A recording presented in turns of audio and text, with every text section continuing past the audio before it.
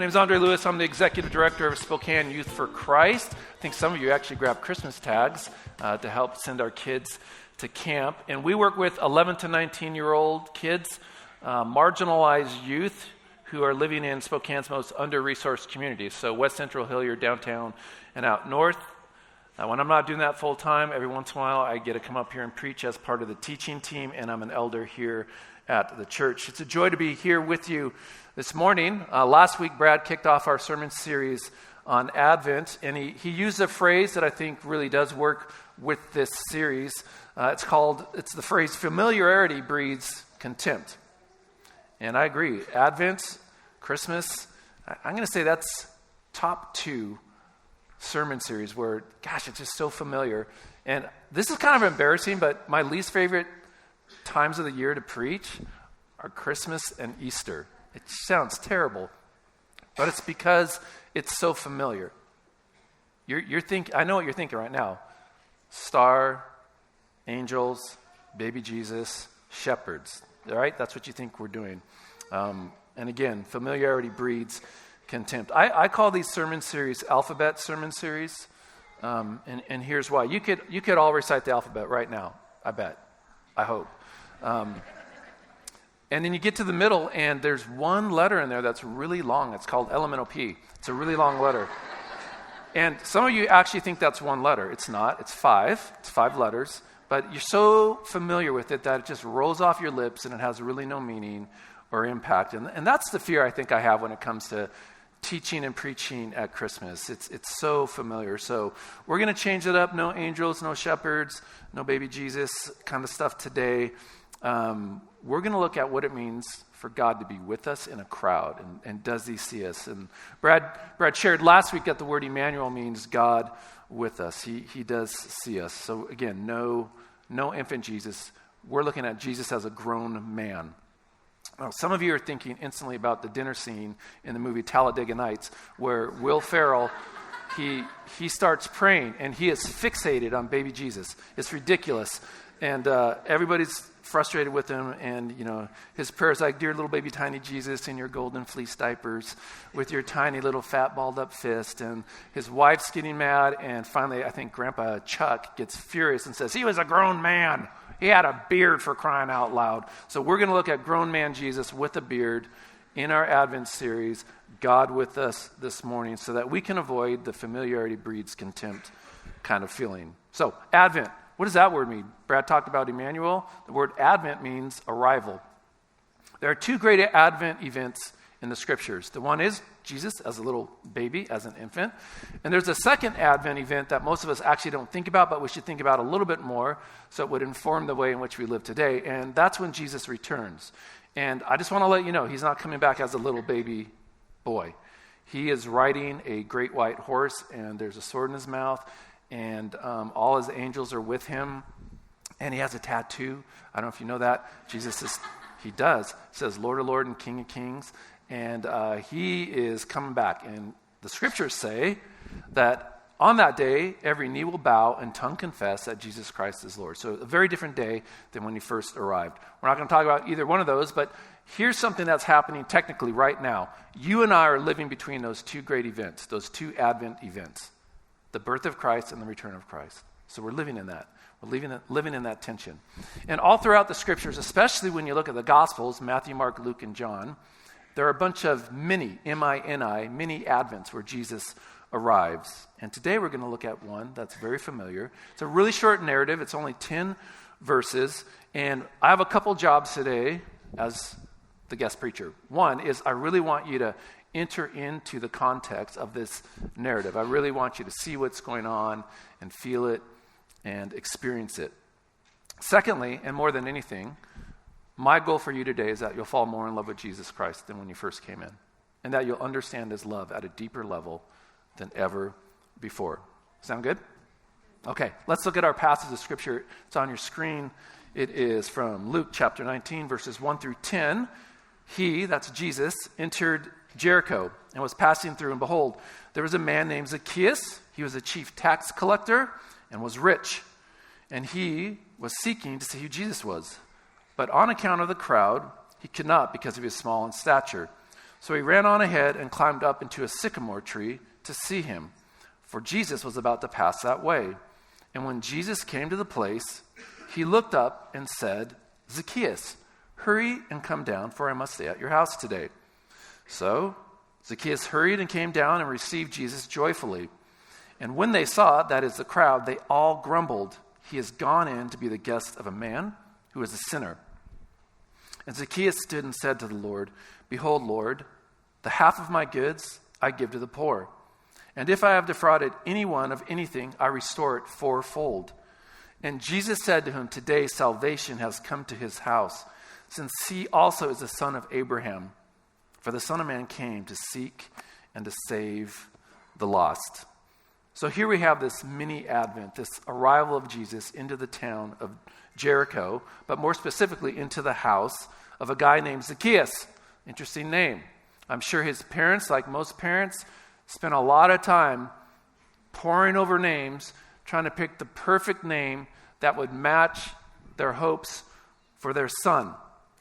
And my name, Andre, is the French version of Andrew, and that means strong and manly. I nailed it, right? Nailed it. Are you laughing at me? Feels like you're laughing at me, but I'm gonna move on.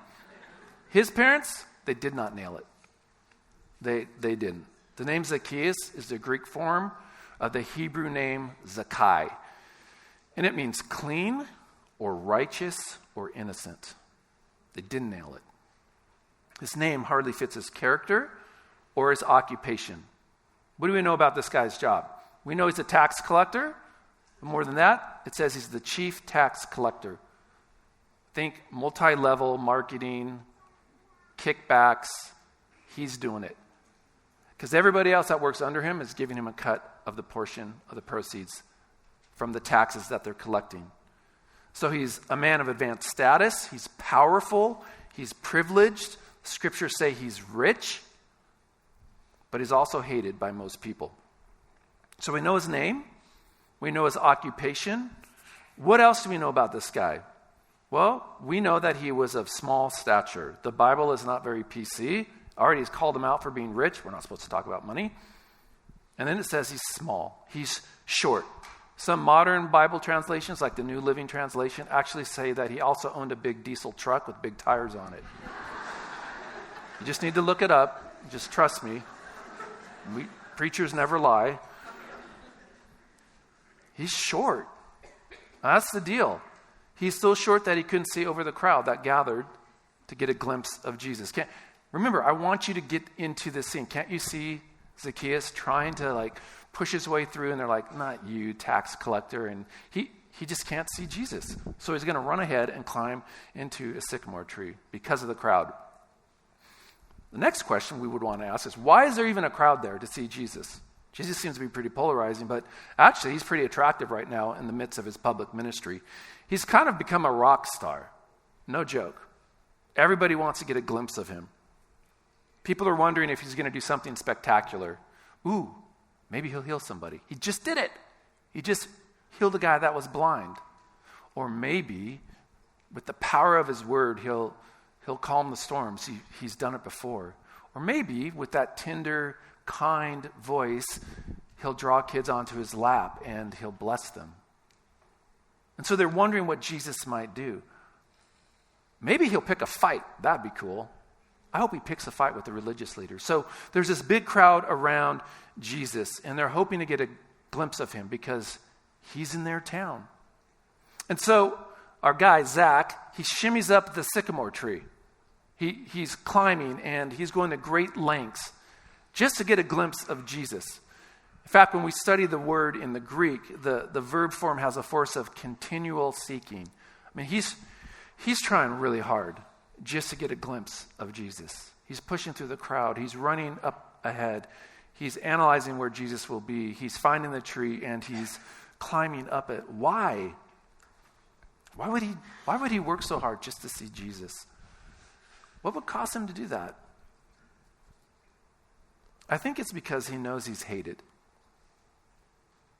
I think he knows he's a thief and a liar, a sinner. He knows it. he examines his life, and he says, I'm on to myself. I'm a mess. That can be the only thing that I can think of that would cause a man. Remember, he's basically an accountant. Now, if you're an accountant, I'm not comparing you to a tax collector. Don't overhear me. But he's doing well. He's good with numbers. He makes money, and he's well-dressed. And so I need you to see a guy in a pinstripe suit, really nice wool, wingtips, nice tie, climbing up a tree. You see him up there? That's weird, right? That's odd. If you saw a guy doing that today, you're driving back home and there's a guy up in I don't know if we have sycamore trees, but if you would say, that's weird. Why would he go to such lengths? He's actually humiliating himself. He's opening himself up to more scorn and public shame. Do you see him up there? Do you see him up in the tree? You see, he knows something that's really important for anybody who ever wants to get a glimpse of Jesus. He knows he's desperate. That's what he knows. He knows it. And every time his coworkers call out his name, Zacchaeus, he recognizes that he does not live up to his namesake. That couldn't become any clearer than when Jesus sees him up in the tree and says, Zacchaeus, come down from there. Zacchaeus. It must have felt like a hot spear going through his soul. He's not really just saying Zacchaeus. You've got to see Jesus in this crowd walking down the street, seeing a guy up there and saying, hey, righteous one, holy one, pure, innocent one. And the crowd's like, you got the wrong guy. This guy's a thief.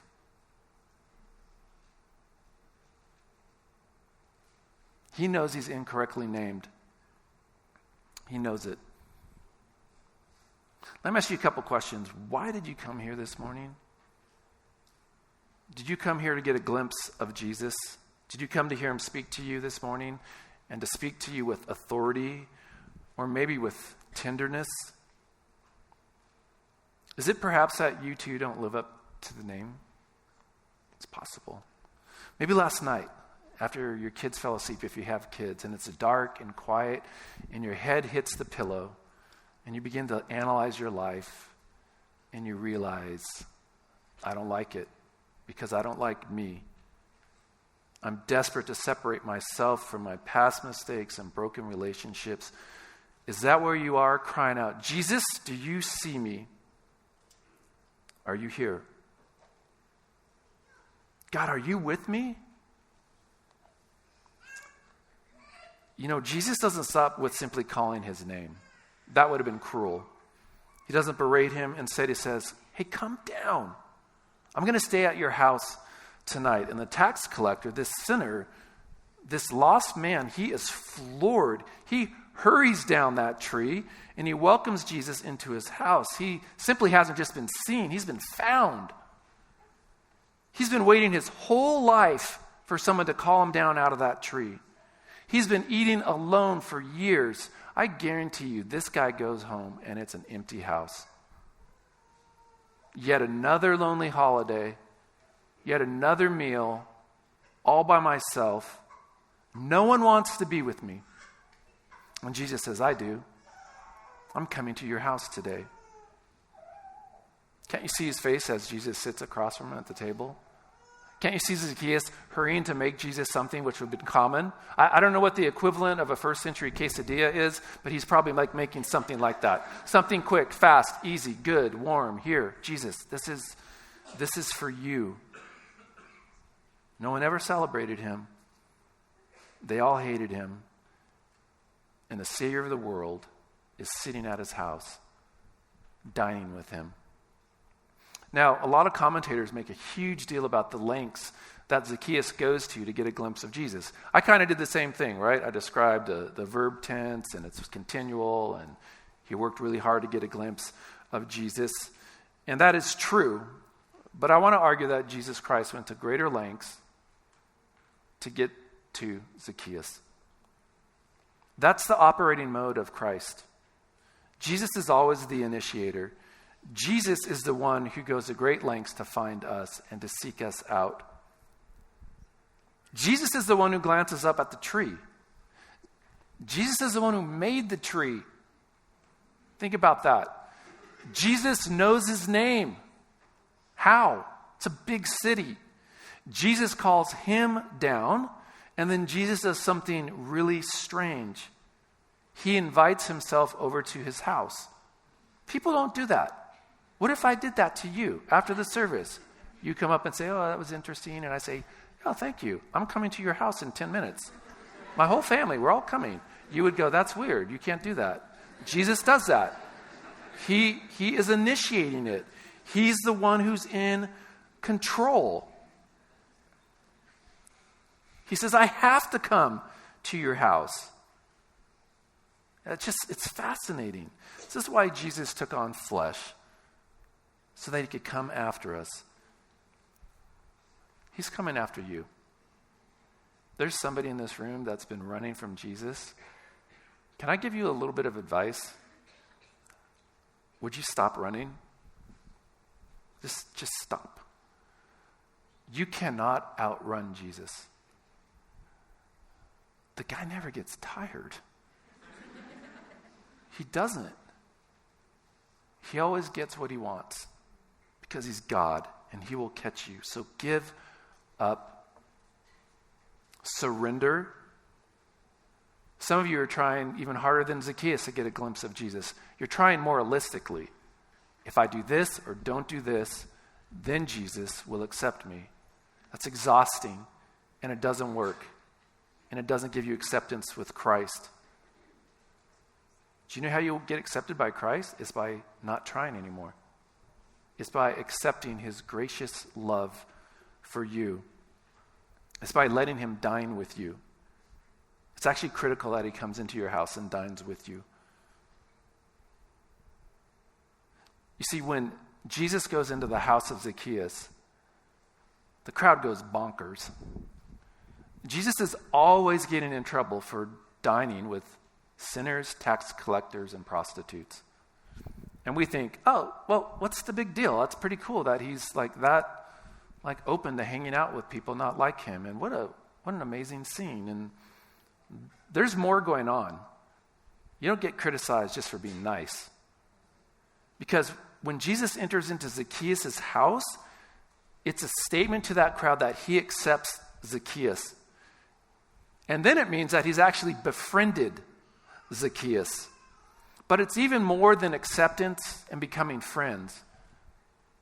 Because when Jesus goes into Zacchaeus' house, he says, I'm going to share in your sin. Jesus is actually tainting himself. Jesus is becoming sin by being in Zacchaeus' house. Do you see what's happening here? Jesus is trading places with Zacchaeus. That's what he's doing. It's very clear.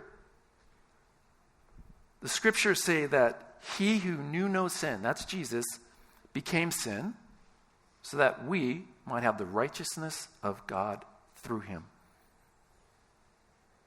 Jesus, he climbs a tree. It's a form of execution, but he's on a tree, make no mistake about it. And there's a crowd there, and they have turned on him. He is no longer a rock star. He is a thief and a criminal. In their eyes, the two things that Zacchaeus was, a thief and a criminal. And they yell and they jeer, not at Zacchaeus anymore, but at Jesus, the true righteous one, pure one, the clean one, the holy one. You see, most people get that at the cross, our sin is given to Jesus. And that's true, and that's important, but it's not enough. There's more happening at the cross. And it's my fear that the church doesn't understand this concept well enough. It's known as the great exchange. Jesus, I give you my sin. I give you my filthy rags. I give you my record of shame and mistake.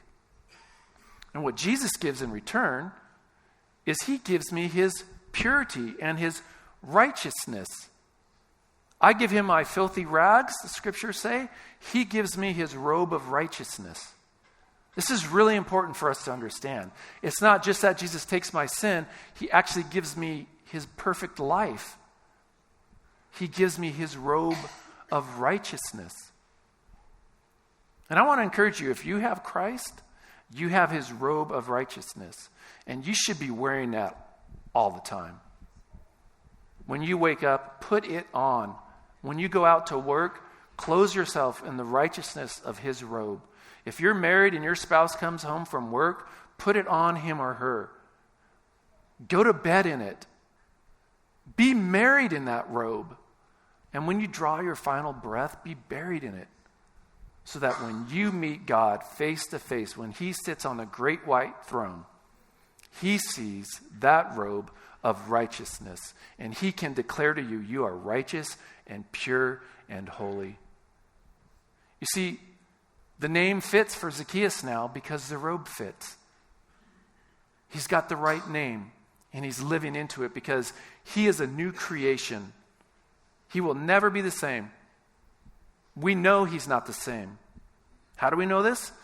What does he do with his finances? All the wealth that he's amassed.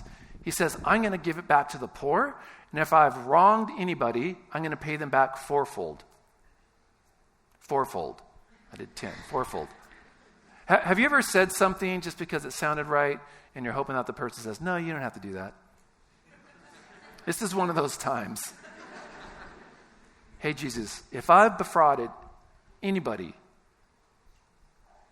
defrauded? I don't think that's a word. Defrauded. I'm going to pay him back 4 times, fourfold.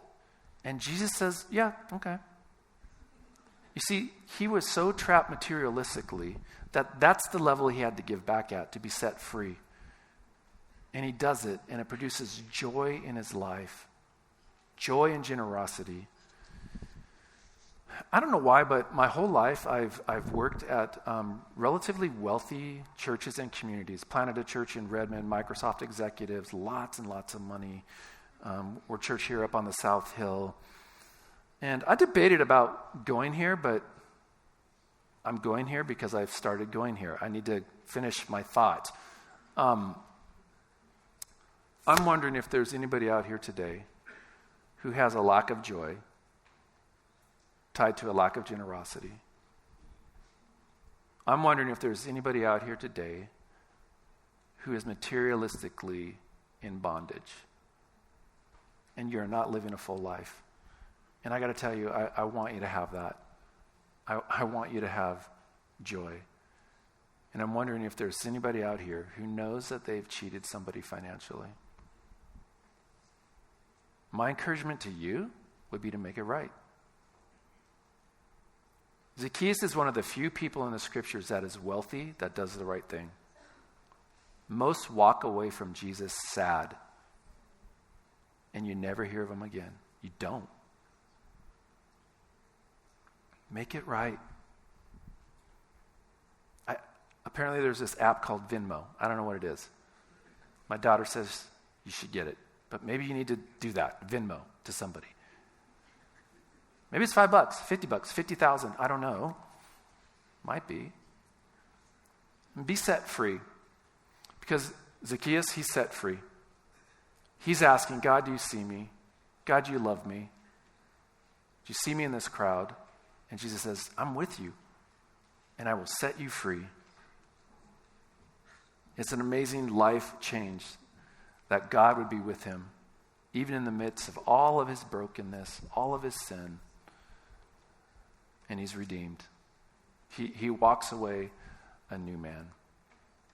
We're going to sing the doxology, so if you would please stand. The church has been singing that for centuries. And another tradition of the church is to receive the benediction. And actually the key word in that is receive.